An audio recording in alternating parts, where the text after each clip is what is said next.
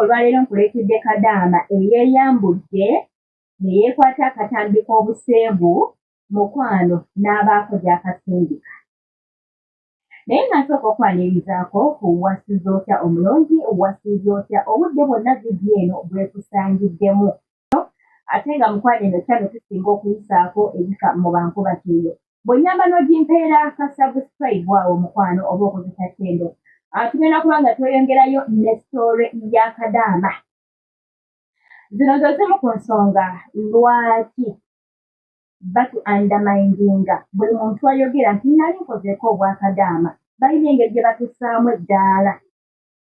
Naye nga lwaki batuyisaamu amaaso? Lwaki tuvumibwa nnyo lw'ebyo ebintu ebimu Abaganda baffe bye bakola oba engeri gye beeyisaamu nga bali ku byeyo. Vidiyo gimpereka like tube nga tweyongerayo munnange. Lwakedde lumu nga Kadaama ono akamusengeke.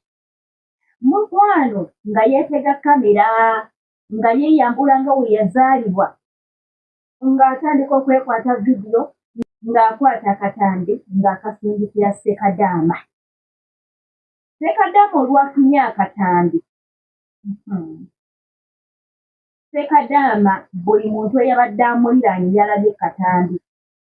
Yasaasaanyizza akatambi oba bazita zidometro bye basulamu eyo omulumu gye basula oba mayumba gye basula Bassekadaama mu za accommodation zaabwe. Yes, ekigambo ekinakijjayo bulungi mu accommodation. Buli eyabaddemu Omunigeria, Omunaggana, Omuyindi, simanyi Omupatani babiyita bata, buli muntu yenna yabaddewo omusajja yalabye katambi kali. Naye nga Ssekadaama asaasaanya akatambi kali nga bw'ayomba agamba bannange Kadaama bisiru teriimu amagezi. Guno oguwala oba ani yakugamba nti ngwagala? Bunneesibako bwe bunsindikira ssente naye ekiwala sikyagala. Ssekadaama olowooza waba nga yasobodde okusaasaanya akatambi kano ku bonna abamuliraanye naaba ng'asobola okukabalaga? Olowooza kaakomye ku abo bokka talina bwe yakasindikidde? Era tunamba tujyawo nga sisita waffe yatuyise edda ku mitimbagano ng'akatambi k'obusengu kafulumye. Bannange, basisita, bwe tuba nga tuli mu mayumba g'Abawarabu ne gitukolera, tugezeeko okuba nga twekuuma tweyise mu ngeri ey'ekintu ekikulu nga tonnaba kusaasaanya katambi oba nga tonnasindikira mwagalwawo katambi. Sooka obeeko ebintu by'olowooza. Singa akatambi ako kasimatuka ne kava mu mikono gy'omuntu gw'okasindikidde ne katuuka ku bazadde bo, ne katuuka mu bagulaaza bo, mu basisita bo, oba olina abaana abakuze ne kabatuukako. Kale olina abaana abato, social media etereka.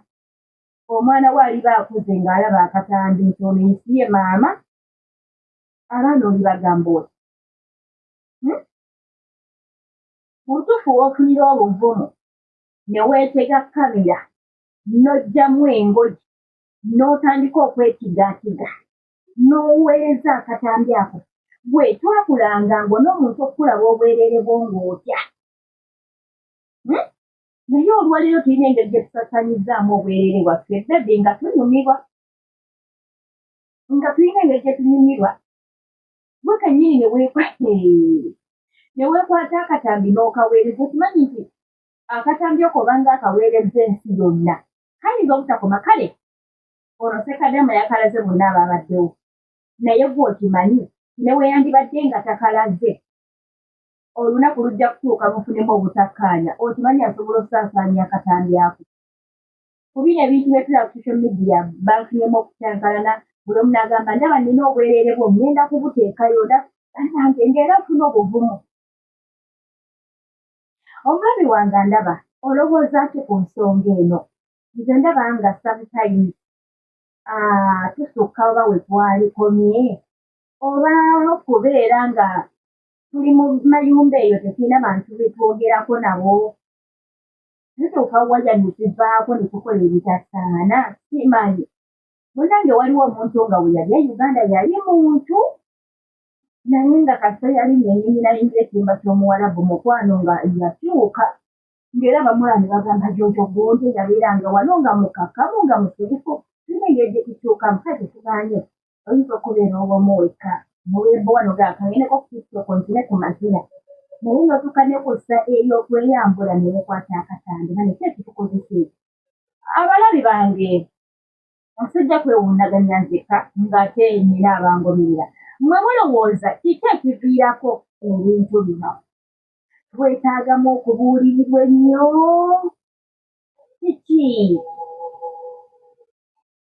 ebyo basisters bangi abakola ebintu bino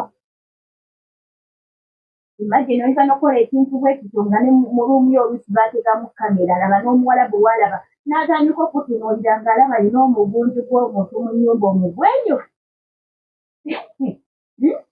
bannange ebikolwa ebyo si birungi baddaalengi si birungi tugezeeko okubanga turespectinga omubiri gwaffe guno gw'olaba eno tempo oba yeekaalu ya Katonda guno omubiri mwatuula muffe guno omubiri guno ogulaba si gugwe yadde weeraba nti gugwo bannange guno omubiri yeekaalu ya Katonda mwalina okutuula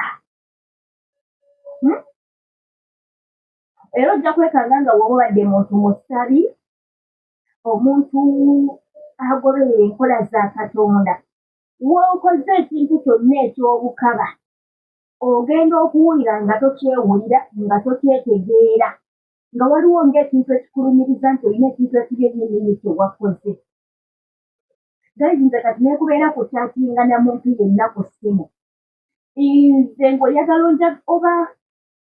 ng'oyagala olabe tukalaazi zange tandika okunsindikira ekintu kyonna ekyobuseevu era nkugambirawo otyo ddangamu okunsindikira message bwezi oba busiika bwebo otherwise nja kubulookinga kubanga nkubuulire ne bw'olaba bulabi sometimes ebintu bwe bityo birina engeri omwoyo gyakudduukako nti amaaso galabye ebitateekeddwa okulabwa